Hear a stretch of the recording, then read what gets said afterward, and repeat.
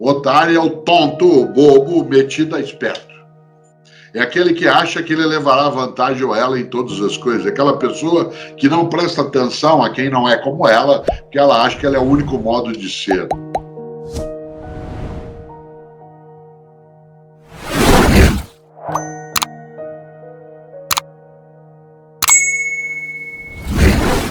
Nós não podemos perder a ocasião de, olhando esses tempos difíceis, dele tirar lições. Já imaginou? Se além de viver horror, cicatriz, doença, trauma, luto, dificuldade econômica, dificuldade de convivência, perdas, se além de tudo a gente ainda não aprender nada, isto é, sairmos do mesmo modo que entramos, claro que nós não teremos uma alteração tão profunda e nem de todas as pessoas. Há pessoas que eram tolas antes do momento pandêmico e continuarão assim. Há pessoas que já se comportavam de um modo, aliás, com uma expressão que veio para o português, não sei se tem, né, na Colômbia ou no México, talvez não, mas ela veio da Argentina para o Brasil. Né? Quem conhece a Argentina ou estudou sabe que há uma gíria, um jeito de falar no Porto, em Buenos Aires, que se chama lunfardo. O lunfardo é uma mescla, um pouco do italiano com o espanhol, e mescla ali palavras. E há várias palavras para o português que vieram do lunfardo, o português brasileiro, não o português de Portugal. Por exemplo, bacana, ou embromar alguém, de broma. Né? E, claro, uma das palavras que veio para nós da Argentina, e que é muito usada, porque ela veio de um tango, há 100 anos, é uma palavra que se usa em português, que é otário. Otário. O que é um otário? Otário é o tonto, o bobo, metido a esperto. É aquele que acha que ele levará vantagem ou ela em todas as coisas. É aquela pessoa que não presta atenção a quem não é como ela, porque ela acha que ela é o único modo de ser. Não só isso é eticamente ofensivo, como é intelectualmente tolo. Afinal de contas, se eu acho que o único modo de ser é como eu sou, eu ficarei onde estou e não crescerei nem na capacidade intelectual, nem no modo afetivo, nem na presença na vida. Já imaginou? Por isso, quero lembrar, a palavra oportunidade, talvez algumas pessoas não saibam, ela veio do nome de um vento. No mundo romano antigo, os romanos gostavam muito de dar nomes aos ventos. Tal como no Brasil ou no sul, da América, se dá nomes aos ventos. Os argentinos e os brasileiros do sul, os gaúchos, dão nomes a vento. O vento frio, ele é chamado de minuano, o vento mais quente, que vem para nós do norte da Argentina, chamado de aragano.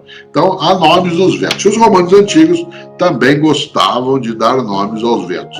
Olha só, e para eles o vento mais importante era o vento favorável que levava o navio em direção ao porto. O vento que empurrava o navio em direção ao porto. Isto é, o vento favorável, o vento bom. Esse vento era chamado em latim de ob portus. Ob portus, que significa o que leva ao porto. O que leva até o porto. Essa expressão ob portus acabou gerando em vários idiomas, inclusive em português, em espanhol e em inglês, a palavra oportunidade. Oportunidade. A noção de leva ao porto. Oportunidade é quando você pega o vento favorável para achar uma saída, para encontrar uma alternativa, para fazer com que você ou eu não fiquemos aprisionadas, retidos no mesmo lugar, a mesma praça, o mesmo banco, o mesmo jardim, as mesmas flores. Evidentemente que isso só acontece se nós juntarmos as nossas capacidades, se abrirmos a cabeça, como eu disse antes, para aquilo que não é exatamente ou identicamente do modo nodo. Há pessoas que não pensam como eu e nem por isso estão erradas, mas há pessoas que não pensam como eu e nem por isso estão certas. Há pessoas que não fazem como eu, e quando eu aprendo a fazer como elas, farei melhor. Mas há pessoas que não fazem como eu, e é por isso que o que fazem pode ser equivocado, é necessário ir tratando, de um modo diverso. Hoje de manhã, na Voluntários da Pátria, em São Paulo, na porta de um hotel, logo cedinho, uma senhora deu sinal para um táxi, que é um sujeito antigo de pegar um táxi. O táxi parou, ela entrou no banco de trás e falou: por favor, o senhor me leva ao aeroporto de Congonhas? O táxi disse: pois não. E foi. Quando ele já estava ali na Moreira Guimarães, né? Já estava na direção do aeroporto, ela falou: engraçado, o taxista em São Paulo fala tanto, ele está tão quieto, acho que eu não fui simpática com ele. Como ela estava no banco de trás, ela não teve dúvida, foi e bateu nas costas dele. Quando ela bateu, ele meteu o pé no freio, jogou o carro em cima da calçada, ficou pálido, começou a suar. Ela falou: senhor, desculpa, eu não queria assustar o senhor. Ele disse: não, dona, a senhora me desculpe, sabe o que é? Hoje é o meu primeiro dia como taxista e a senhora é minha primeira passageira. Ela falou: é? E o que o senhor fazia antes? Ele falou: eu fui por 20 anos motorista do serviço funerário. Cuidado com o tapinha nas costas. Pode ser o passado te assombrando. Não é porque você faz uma coisa há 20 anos, 30, que você está preparado para fazer. No mundo de mudança e velocidade, nós temos o vir à tona, a emergência, vir à tona, emergir, de múltiplos paradigmas, modos de fazer, de pensar. E nessa hora, claro, é preciso que eu seja capaz de não esvair a competência. Eu o cito em alguns livros, porque eu gosto demais. Beda, que é chamado de São Beda, né, por católicos, ortodoxos, luteranos e, né, também anglicanos. Beda, ele diz algo que eu vou repetir 2 vezes. Ele diz: há 3 caminhos para o fracasso. 3 caminhos para o fracasso. Primeiro, não ensinar o que se sabe. Segundo, não praticar o que se ensina. E terceiro, não perguntar o que se ignora. Digo de novo: há 3 caminhos para o fracasso. Não ensinar o que se sabe, não praticar o que se ensina e não perguntar o que se ignora. Vamos inverter. A você, servidor e servidor público, aqui ou fora daqui, pessoas que colocam o poder da autoridade, do conhecimento, da capacidade a serviço de uma população que precisa. Vamos inverter. Há 3 caminhos para o sucesso. Ensinar o que se sabe, isto é, generosidade mental. Segundo, praticar o que se ensina, ou seja, coerência ética.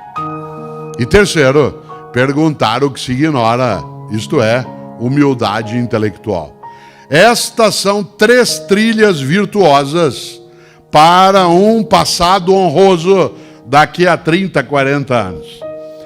Generosidade mental, coerência ética e humildade intelectual. Nós vivemos hoje múltiplos paradigmas.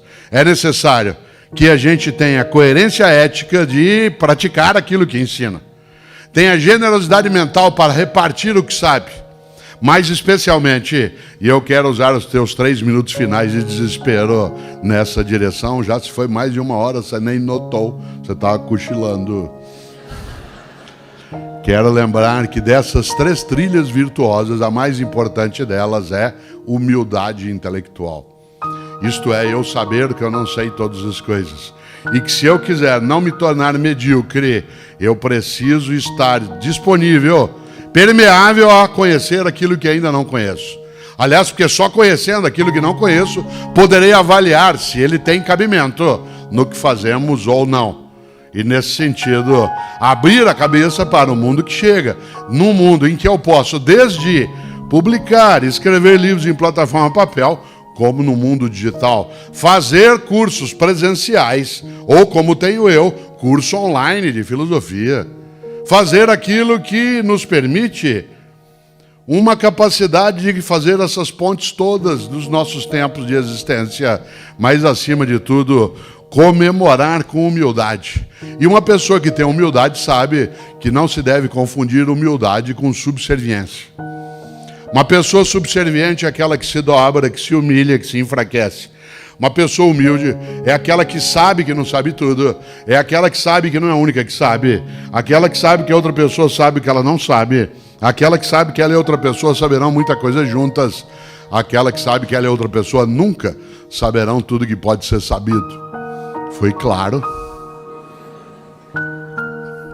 Humildade intelectual, generosidade mental e coerência ética. Preste atenção. A humildade intelectual nos coloca a necessidade, inclusive, de prestar atenção em quem não concorda com a gente. Uma das coisas mais tolas é achar que já sabe tudo que pode ser sabido e tudo que é necessário. Eu, Cortella, nunca esqueço. Cautela, um adversário fraco te enfraquece, um concorrente burro te emburrece, uma oposição frágil fragiliza um governo. Porque quando você presta atenção em algo que impede que você se acomode, muda o patamar. Eu, Cortella, quando secretário de Educação na capital paulista, uma parte do trabalho bom que a equipe fez, não foi só isso, mas também isso a gente deveu a uma oposição muito bem feita. Porque a oposição bem feita, aquela que é respeitosa, mas que também não é negligente, permite que a gente não fique, eu faço o que eu posso. Aliás, eu nunca esqueço de um vereador, que hoje é deputado federal, e que infernizava a minha vida. E eu sou grato a ele. Quando eu encontro com ele, eu agradeço por em nome da minha equipe, porque ele, para o meu desespero, era o presidente da Comissão de Educação da Câmara Municipal. E ele era da oposição. E por lei, ele podia chamar a mim, executivo, toda semana na Câmara para prestar esclarecimento. E ele chamava. E toda semana eu tinha que ir. Um dia, inclusive, na Câmara, eu cheguei a perder a cabeça na discussão e pratiquei aquilo que chamaria de desacato. Ele não notou na hora, senão ele teria mandado me prender. Porque na hora da discussão, uma hora eu falei, vereador, meu sonho é dar o nome de Vossa Excelência para uma escola municipal. Ele falou, mas não pode nome de gente viva. Eu falei, então. No entanto, eu sou grato a ele por uma razão. Ele dificultou o envelhecimento de ideias e práticas. Ele fez com que eu, servidor público, com a equipe que estava, que eu não acomodasse, sentasse, relaxasse e achasse tudo bem. Eu faço o que eu posso. Aqui não adianta fazer nada. Para que isso? Bobagem. Alguém tem que fazer alguma coisa. Aliás, um dia falou sobre isso Eduardo Galeano, que dizia a respeito do que significava para ele a utopia. Não a utopia como impossibilidade, a utopia como sonho. Ele dizia, a utopia ou o sonho para mim é como o horizonte. Eu me aproximo 3 passos, ele se afasta 3 passos. Eu me aproximo 10 passos, ele se afasta 10 passos. Disse Galeano, a finalidade do horizonte não é eu chegar até ele, é me impedir de parar de caminhar. Essa é a finalidade. A finalidade da ideia de excelência para alguém que deseja liderar é, sendo um horizonte, fazer com que você vá em direção à excelência. Agora eu vou contar uma coisa que você já sabia. Excelência não é um lugar onde você chega. Excelência é um horizonte. Isto é, você vai. Eu, Cortella, quero mais e melhor. Mais e melhor capacidade, mais e melhor conhecimento, mais e melhor saúde. Mas eu não quero só para mim. Por quê? Porque eu posso dar um nome a essa perspectiva. A excelência é quando você não se conforma em estar apenas na condição que está e quer mais e melhor. Um nome para isso, ambição. Ambição. Cuidado, não confunda ambição com ganância. Uma pessoa ambiciosa é aquela que quer mais e melhor. Uma pessoa gananciosa é aquela que quer só para si, a qualquer custo.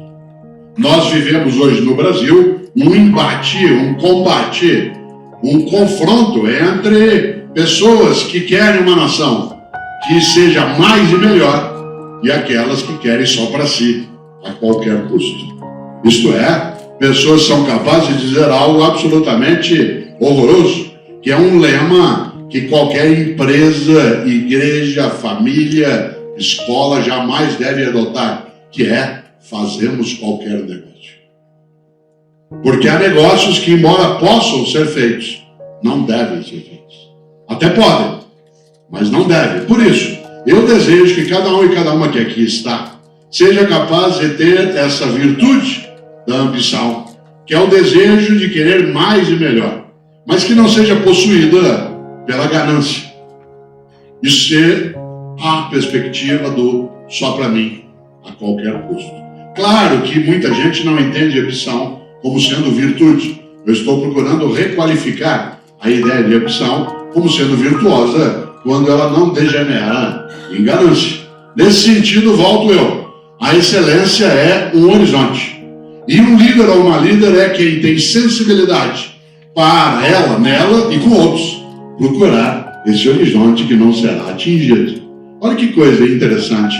Vou dizer uma coisa agora que parece até meio feio. O que é uma pessoa excelente? Você sabe que a palavra excelente, no latim, excel, significa aquilo que ultrapassa, aquilo que vai além. Uma pessoa excelente, agora que a frase é feia, uma pessoa excelente é aquela que faz mais do que obrigação. Não é aquela que trabalha sem salário, que trabalha sem retorno, que empreende sem lucro, mas é aquela que faz mais do que obrigação. Fazer mais do que obrigação não é não ter direitos, não ter recurso, não ter retorno. Fazer mais do que obrigação é ter a obrigação como ponto de partida e não como ponto de chegada.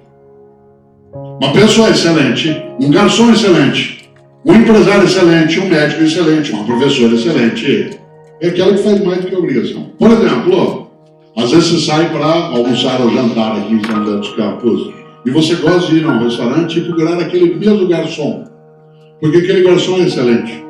O que o torna excelente? Porque ele faz mais do que obrigação. Qual que é a obrigação do garçom? Te atender, anotar teu pedido, fazer com que ele venha, trazer tua conta ao final. O que é um garçom excelente? Você sabe, tanto que você procura ser atendido por ele. É aquele que, além de fazer isso, te orienta, sugere coisas, dialoga com você, procura um lugar que seja mais adequado e não fica tão perto a ponto de ouvir a conversa e nem tão longe que você não consiga enxergá-lo. Ele é excelente, ele faz mais do que obrigação. Um garçom excelente é aquele, inclusive, que te protege. Eu tive uma experiência muito curiosa, há uns 4 anos, com o Fernando, que é o motorista que trabalha comigo. Parênteses, se como motorista você não dirige, não dirige. Não tenho nem carteira de motorista e não quero ter. Por que eu não tenho? Eu não quero. Você diz como? Mas você não dirige. Eu falei, não dirijo, eu não boto ovo, não fabrico rádio. Tem um monte de coisa que eu não faço. Uma delas eu não dirijo. Mas você tem algum problema? Não. Sim, eu tenho problema. Eu decido por mim mesmo. Esse é um problema para algumas pessoas. Você tem medo? Acho que não. Tem medo? Tenho. Não tenho pânico. Medo tenho. Eu não tenho medo de atravessar a rua, medo de estar vivo. Eu não tenho pânico. Eu não gosto. É uma questão de gosto. E é interessante porque o Fernando, que há mais de 20 anos trabalha comigo, até vim agora de São Paulo com o Pedro, meu filho, que está aqui também, que é o diretor da Sofia, uma empresa que lida com gestão de conteúdos. E aí o Fernando e eu, aos 4 anos, estávamos saindo de uma palestra no interior de São Paulo, próxima à região de São João da Boa Vista, e a palestra terminou às 10 horas da noite, e nós não tínhamos comido ainda. E a gente veio pela SP-340 e entramos na Dom Pedro, aí saímos na Bandeirantes. E quando era 1 da manhã, nós estávamos com uma fome daquelas. Todos os restaurantes fechados, os postos de gasolina já no limite. E nós, com uma fome, vimos um posto de gasolina aberto. Ainda entramos, o restaurante estava com a luz semi-acesa. E a gente, com aquela fome desesperadora, quando nós encostamos no balcão, tinha uma estante de salgados com 2 bolinhos, era quase 2 da manhã. E a gente encostou e disse, garçom, por favor, a gente queria esse bolinho. Ele disse, olha, Deus se fosse o senhor, não comia.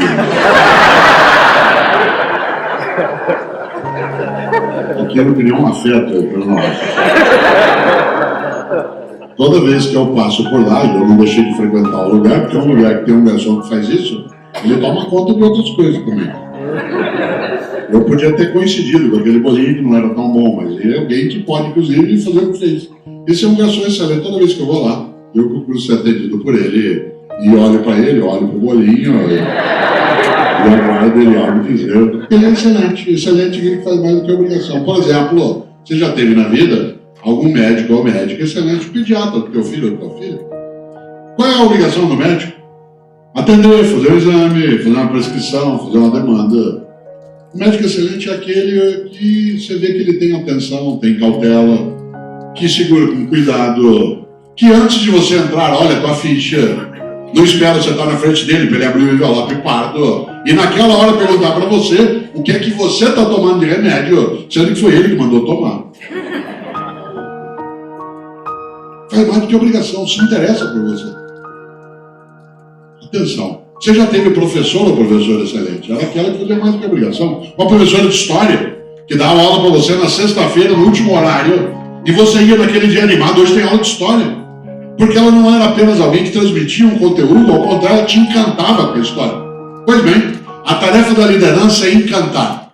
Encantar a comunidade, encantar a família, encantar em público ou no campo privado, encantar os seus funcionários, os seus colegas. É aquela pessoa que faz com que a gente ganhe vitalidade. Por isso, atenção. A excelência é um lugar onde você não chega.